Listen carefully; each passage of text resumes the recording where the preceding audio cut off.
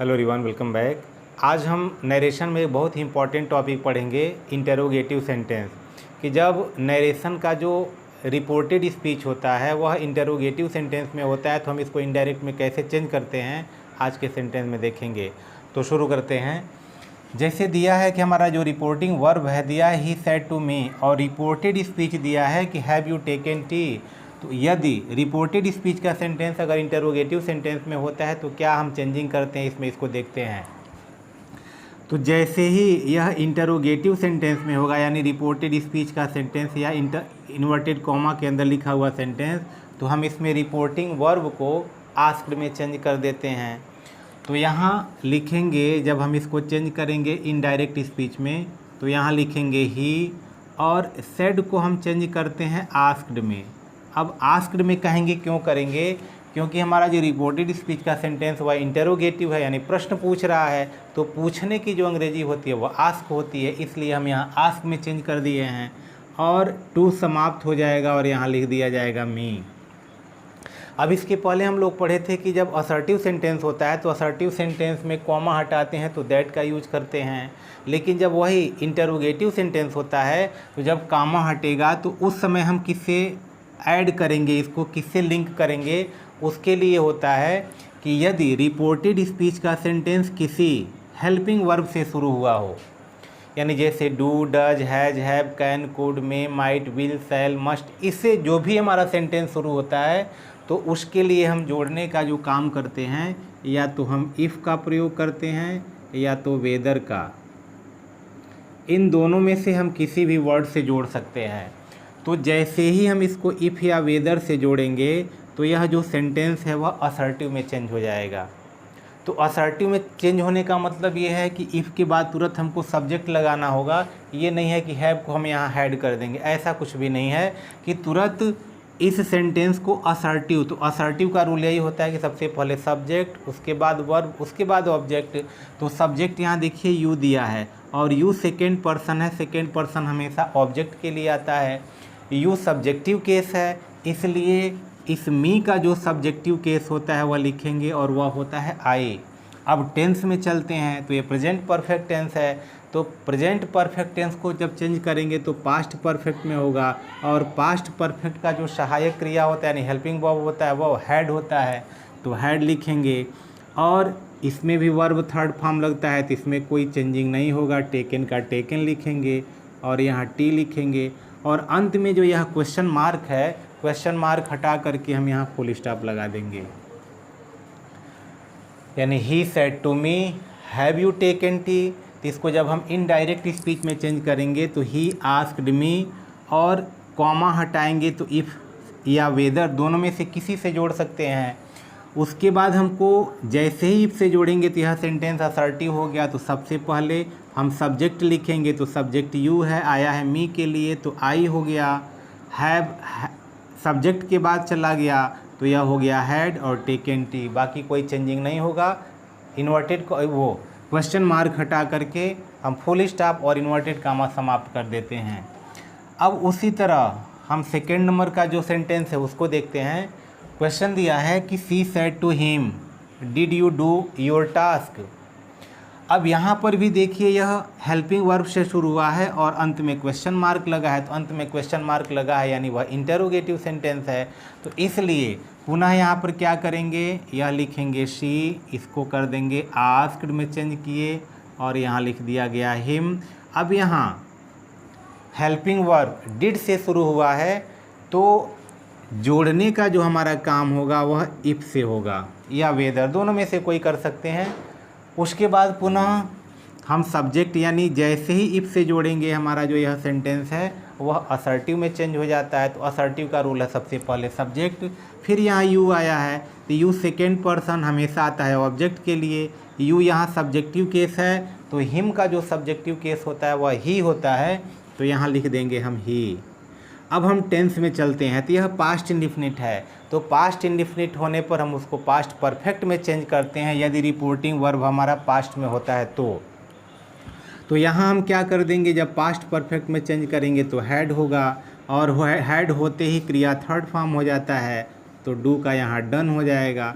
फिर यहाँ देखिए योर आया है पजेसिव केस, सेकेंड पर्सन का, यानी यू के लिए अगर योर आया है तो यहाँ ही के लिए पॉजेसिव केस लगाएंगे, तो यहाँ हो जाएगा हिज, क्योंकि योर सेकेंड पर्सन और योर आया है हिम के लिए, तो हिम के अनुसार जो पॉजेसिव केस होगा वह होगा हिज, और बाकी जो टास्क दिया है उसको वैसे ही उतार देंगे और फुल स्टॉप हटा करके, सॉरी क्वेश्चन मार्क हटा करके फुल स्टॉप लगा देंगे।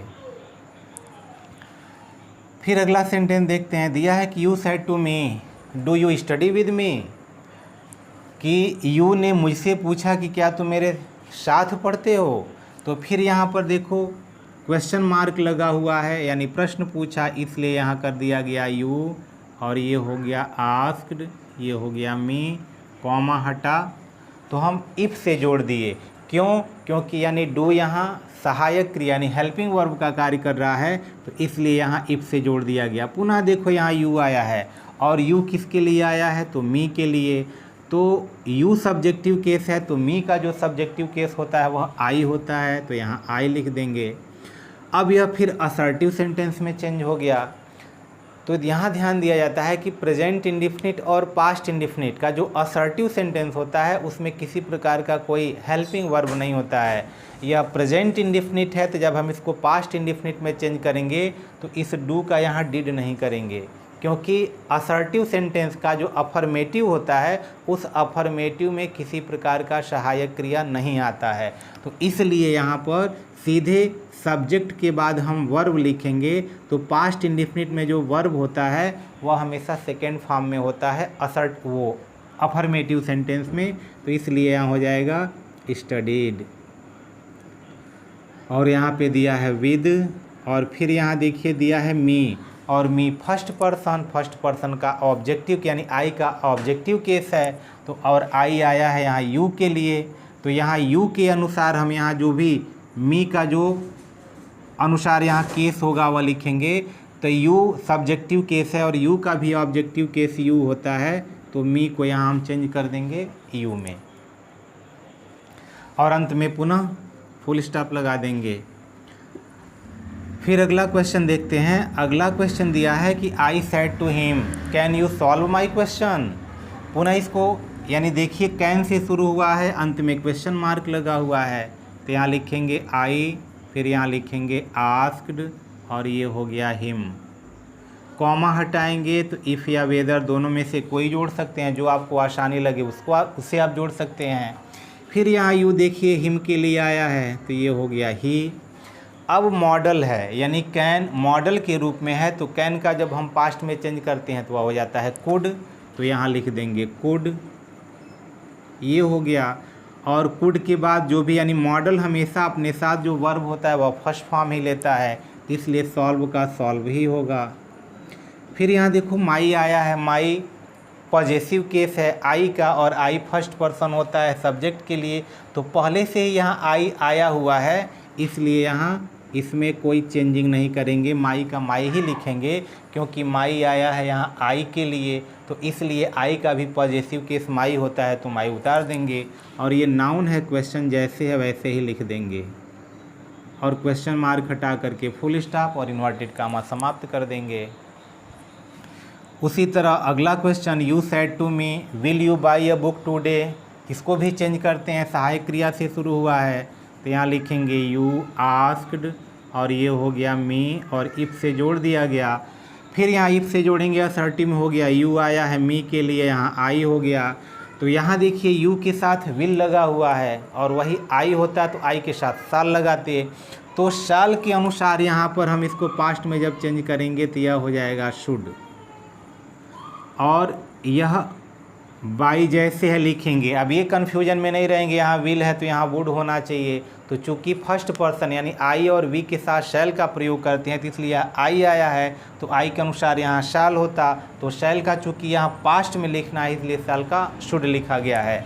और बाई फर्स्ट फॉर्म जो भी, क्योंकि मॉडल के साथ हमेशा बेस फॉर्म लगाते हैं, और उसके बाद अ बुक, और फिर यहाँ टाइम दिया यानी टुडे, तो टुडे को हम जब चेंज करते हैं तो वह हो जाता है दैट डे, तो यहाँ हो जाएगा दैट, और ये होगा डे, और कॉमा हटा करके फुल स्टॉप लगा देंगे। फिर अगला देखते हैं, दिया है कि teacher said Ram are you telling a lie? अध्यापक ने कहा, राम क्या तुम झूठ बोल रहे हो? तो अब यहाँ देखिए इसके पहले ही सैड टू मी, लेकिन यहाँ ये नहीं दिया है टीचर सैड टू राम, ये नहीं दिया, इसको कॉमा के अंदर ले गया है। लेकिन जब हम इसको इनडायरेक्ट में चेंज करेंगे तो इसको कॉमा के बाहर लाएंगे, तो ये हो जाएगा टीचर और ये होगा आस्क्ड, और फिर यहाँ ये राम आस्क्ड के बाद तुरंत लग जाएगा। अब यहाँ हमको लिंकर का प्रयोग करना है, तो लिंकर क्योंकि आर से शुरू हुआ है तो यहाँ हो जाएगा इफ़। यू आया है यहाँ राम के लिए, तो राम का मतलब ही, और ही सब्जेक्टिव केस यानी यू सब्जेक्टिव केस है तो इसलिए ही सब्जेक्टिव केस। अब ये प्रेजेंट कंटिन्यूअस में है तो इसलिए इसको पास्ट कंटिन्यूअस में चेंज करेंगे।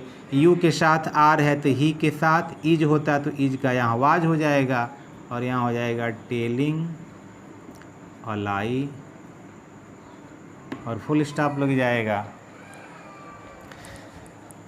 अगला देखते हैं, दिया है कि does she not know you? क्या वह तुम्हें नहीं जानती है?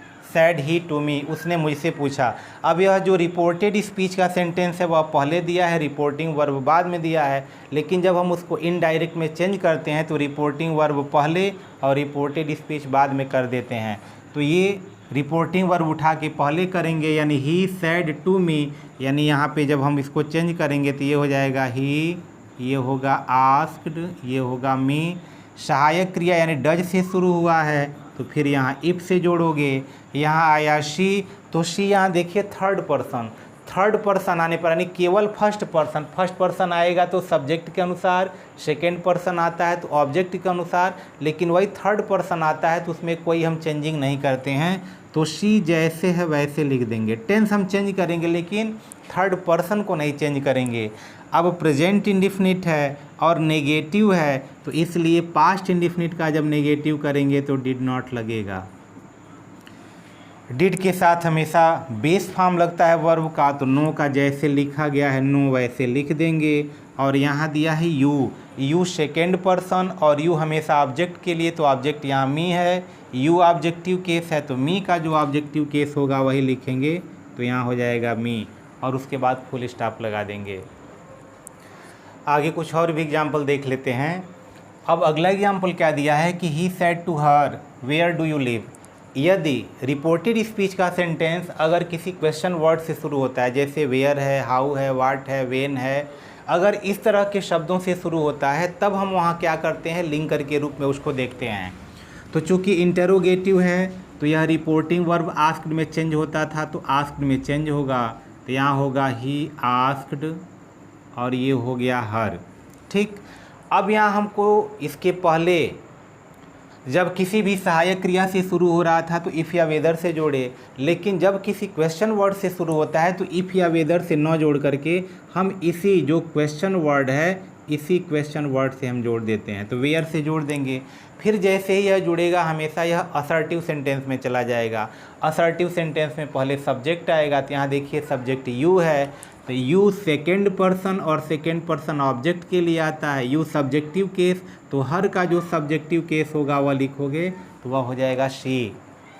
अब यह देखते हैं प्रेजेंट इंडिफिनिट में है तो प्रेजेंट इंडिफिनिट को बदलते हैं पास्ट इंडिफिनिट में। तो चूंकि अगर असर्टिव में चला गया है तो असर्टिव में यहाँ देखो यह नेगेटिव नहीं है तो यह अफर्मेटिव में जाएगा। तो पास्ट इंडिफिनिट में, तो अफर्मेटिव में जब पास्ट इंडिफिनिट में लिखेंगे तो सब्जेक्ट के बाद तुरंत वर्ब सेकेंड फॉर्म में लिखते हैं, तो यहाँ लिव का सीधे हो जाएगा लिव्ड, और क्वेश्चन मार्क हटा करके फुल स्टॉप लगा देंगे। तो ही सेड टू हर तो हो गया ही आस्क्ड हर, वेयर से जोड़ दिया गया। यू हर के लिए आया है तो शी हो गया, लिव का सेकेंड फॉर्म लिख दिया गया तो लिव्ड हो गया। फिर अगला सेंटेंस दिया है कि she said to me what did you buy yesterday. फिर देखते हैं तो ये हो जाएगा शी, ये हो गया आस्क्ड, और ये हो गया मी। फिर यहाँ देखो क्वेश्चन वर्ड से प्रारंभ हुआ है तो क्वेश्चन वर्ड से प्रारंभ होगा तो उसी क्वेश्चन वर्ड से जोड़ देंगे, तो यहाँ व्हाट से जोड़ देंगे। फिर यहाँ जैसे व्हाट से जोड़ेंगे तो यह असर्टिव में चेंज हो गया। असर्टिव में सबसे पहले सब्जेक्ट, तो देखो यहाँ सहायक क्रिया के तुरंत बाद सब्जेक्ट है तो सब्जेक्ट मी के लिए आया, यानी यू सेकेंड पर्सन है तो मी के लिए आया है तो यहाँ आई हो जाएगा। पास्ट इंडिफिनिट है तो पास्ट इंडिफिनिट को हम चेंज करते हैं तो पास्ट परफेक्ट में हो जाएगा, और परफेक्ट में हमेशा क्रिया थर्ड फॉर्म होता है तो बाई का यहाँ बॉट लगा दोगे, और यहाँ एस्टरडे का होता है द प्रीवियस डे, ये प्रीवियस डे, और अंत में फुल स्टॉप लगा दोगे।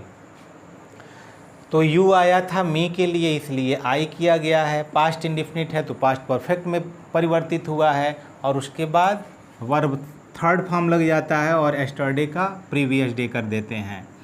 फिर अगला सेंटेंस है teacher said to us why did you not complete work, यानी अध्यापक ने हम लोगों से पूछा, तो यहाँ लिखोगे टीचर, और ये हो गया आस्क्ड, और ये हो गया अस।